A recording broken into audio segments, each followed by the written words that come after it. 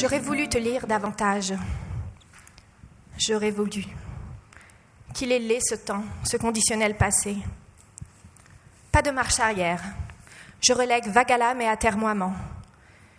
Mais depuis des mois que je revisite ton histoire et avec elle un peu de la mienne, j'ai le présent plein du passé et je m'y noie trop volontiers. En exergue de ce livre, j'ai cité Wajdi Mouawad. Il devient fou celui qui ne fait rien de sa peine.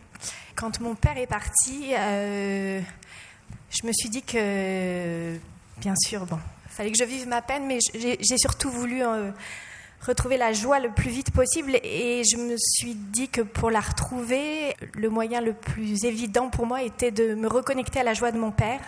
Et donc, tout naturellement, je me suis dit, mais oui, mon père a été un homme heureux parce que je l'ai quand même vu partir assez triste. J'ai aussi réalisé que chacune de ses filles, puisque je suis sa 4e fille, partait avec une mythologie du père qui n'était pas tout à fait la même. Comme j'étais en quête d'un homme joyeux, j'étais à la fois surprise de l'homme que je découvrais, parce qu'effectivement, je le découvrais à un âge que je n'avais pas connu chez lui.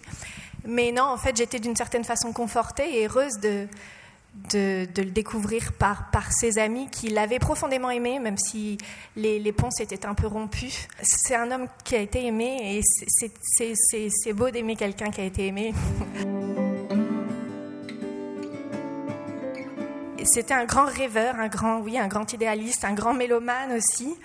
Et qui s'est laissé un peu décevoir, peut-être parce que c'était aussi un optimiste, et je pense que les optimistes se laissent plus volontiers décevoir que les pessimistes. C'est cette part de lui que j'ai voulu réexplorer justement dans ce texte. La famille est quand même le cercle premier où il faut se forger une identité, et forcément la perte d'un père va faire que tout se rejoue un petit peu, chacun se redéfinit une identité, chacun doit se reposer la question de sa propre mythologie de la famille précisément. Dans cette perte, puis dans cet exercice d'écriture, je me suis effectivement, ça a été revenir sur les traces de mon père et me questionner sur ce qu'était son héritage et donc sur ce que je portais et sur ce que j'étais.